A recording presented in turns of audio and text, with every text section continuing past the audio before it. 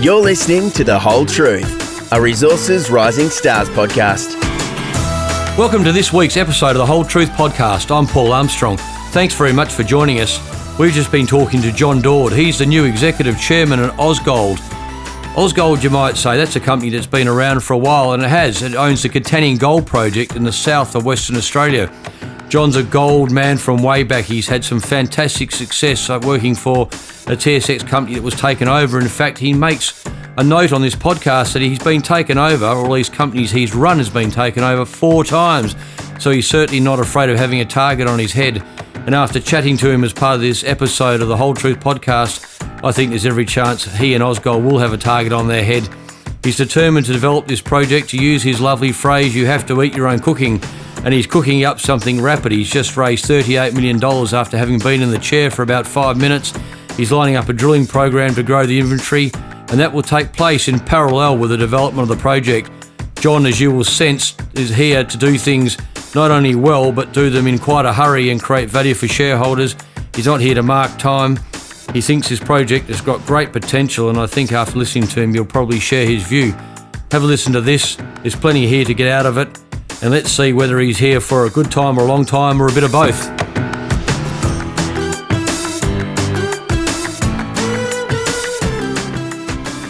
John, why did you decide to take this job as executive chairman of Ausgold? I just saw it as a great opportunity to get involved in an Australian gold development project. After schlepping across to West Africa for a number of years, it was time to make a bit of a change, and I'm really happy that I've done so. But you've been around the gold industry now for a long time, particularly sort of small mid-cap type companies.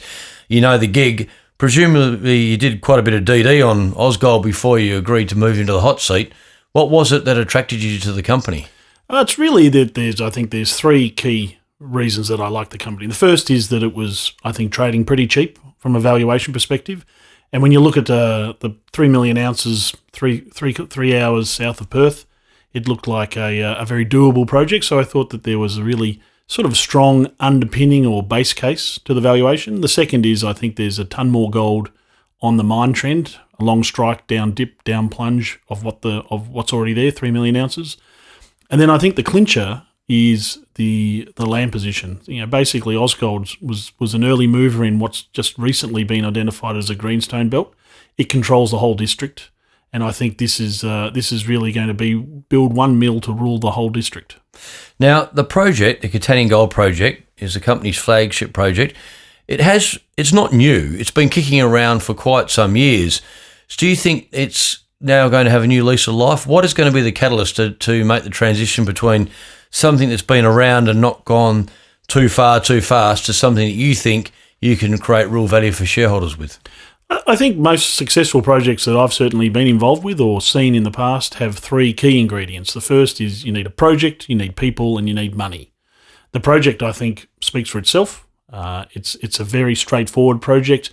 You know, no specific risks stood out to me when we were doing our due diligence. You know, there's the generic mining risks that need to be managed, but this project looks straightforward, and I think there's a very sort of straight down the middle of the fairway value accretion story by de-risking and putting the project into production. I think the second one is the people. Takes a village to raise a gold mine, and it was really important to start building out the team. You know, Matt Greentree, the managing director, was the only technical director on the board. He's been augmented now with Mark Turner and Adrian Goldstone, 2 very experienced and successful mine builders. And we're starting to build out the executive team and the heads of department that will bring this project through. And then the third one is the money. And I think Ausgold has, not to beat around the bush, has been undercapitalised for a number of years. I think the raising that we're in the process of finalising now, 38 million Australian dollars, really puts enough capital in the company to deliver on the promise of becoming Australia's next mid-tier gold company. Now, let's cut to the chase here. The resource is 3 million ounces at just over a gram a tonne, including, of course, a reserve of 1.2 million ounces. Is that big enough to justify development, or is your plan really about in the first instance, trying to grow the inventory a bit more? No, I think it's absolutely big enough. I think there has been a little disconnect that I think is worth talking about between the resource and the reserve. The 1.2 million ounce resource was tied to the 2 million ounce resource that was in the pre-feasibility study.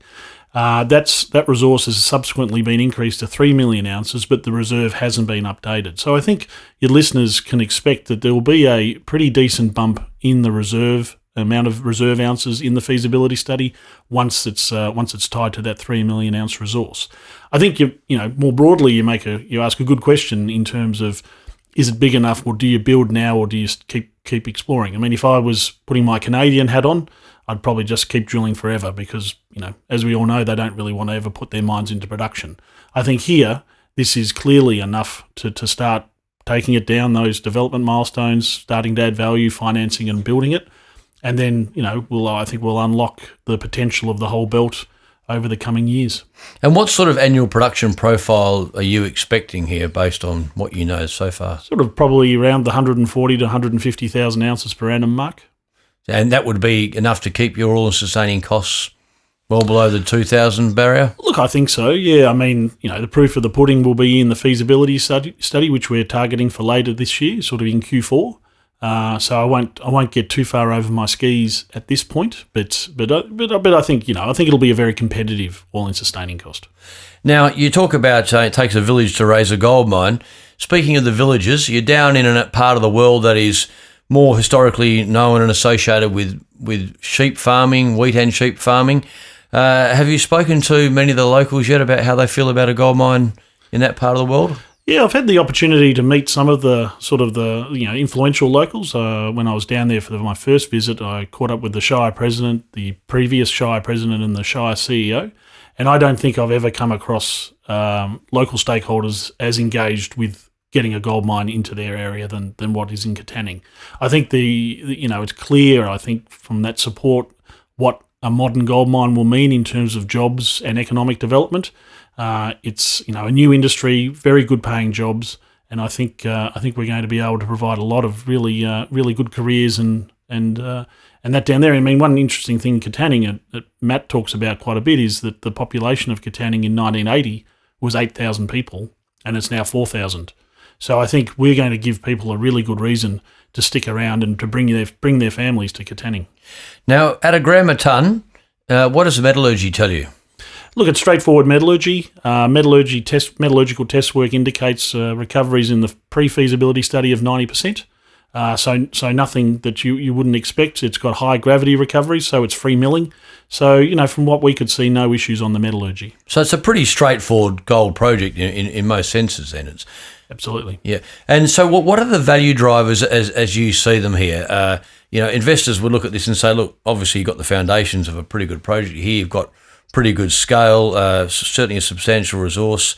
What will create value for them now? At $100 million market cap, how do you see yourself giving them a 2, 3, 4 bagger? Absolutely. I mean, that's what I'm here for. I'm here for a multi-bagger. So basically, I think the first leg of the stool is to de-risk the project and get it into production. I think a gold mine 3 hours south of Perth producing 150,000 ounces a year is worth a lot of money. And I think if you look at some of the peer companies, you can see that there's plenty of valuation headroom for us to grow into. So I think that's the first check. I think the second one is that there's potential that Ausgold has its foot on its own entire gold district. Now, that's a story that will take some time to unfold. What we're starting to do, we've just completed a small regional program. I mean, our idea is to try and develop a satellite resource within truckable distance of Katanning, near surface high grade deposit that we can use to augment the first years of production, because the first years of production are actually benefit from some really nice high grades around the 1.4 to 1.6 grams. So we want to keep the good times rolling and keep feeding higher grade material into that over the course of the journey. So what are you going to do about that regional exploration as you talk about it, John? What upside is there? What are you planning to go out and do some geophysics, or you know enough about it? No, we're drilling. So I mean, there'll be the full suite of sort of ground up exploration work to continue putting targets in the hopper. But we've just completed 1,100 metres of drilling at Nanakup Bridge, Duggan and Stanley, and I think they're projects that will get more work.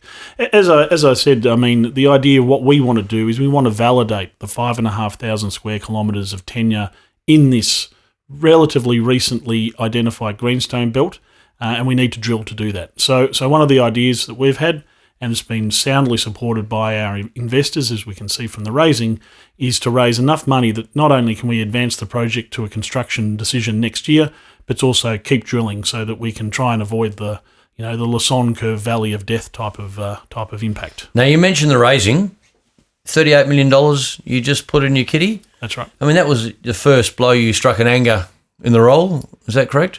Yes, I mean, and that was part of a key part of the approach. I mean, the company was under-owned by institutions. I think from the short term there was an opportunity to introduce it to new investors. I thought that there was a lot of potential to take this to North America and Europe. It's just the sort of asset that they're looking for, with a clearly defined project and an articulated permitting timeline, which compares very favourably to what investors are looking at in North America, for example. And if you roll forward, we need to build the capacity in the share register to assist us getting into production. So it was a dual strategy to address, an undervaluation as well as potentially, as building a register that could do the lifting for the company into production. Now, in your previous role running Ausgold, the TSX listed Ausgold, not to be confused with Rox in Western Australia, of course, but you created a lot of value for shareholders there, didn't you? Tell us a bit about what happened there and why some of maybe those shareholders you think will follow you to Ausgold. Sure. So we started Ausgold 2012. A former chairman of mine from Frontier Gold, where we developed a project in Nevada that was acquired by Newmont for about $2.3 billion. It was a really big success story. So Oliver Lennox King was the chairman of Frontier.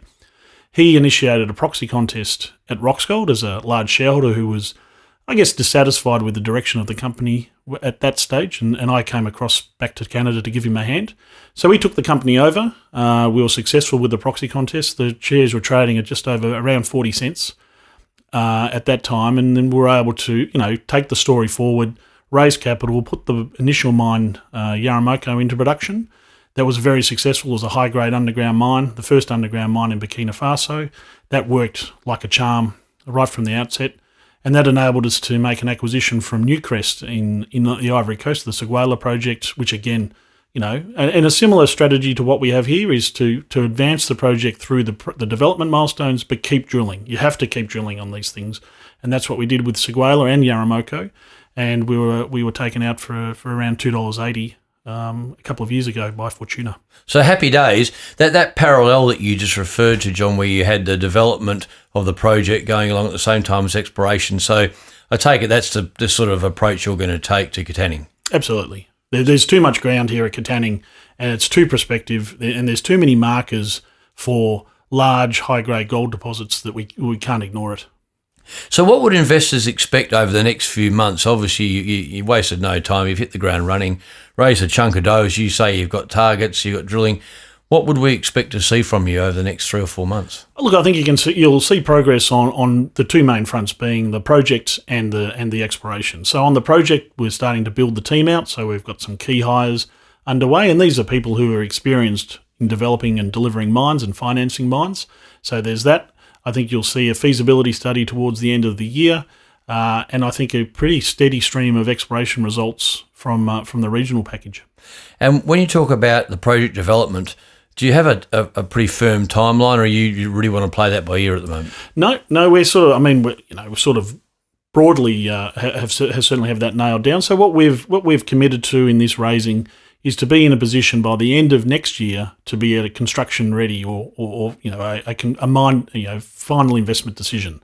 So we need our permit, our feasibility, our permit, and we need our financing in place over the course of the next 18 months or so. And that's what we want to be standing here at the end of next year, ready to go into construction. Now, you're pretty familiar with Capricorn. Obviously, the Karlawinda mine up in the north of Western Australia.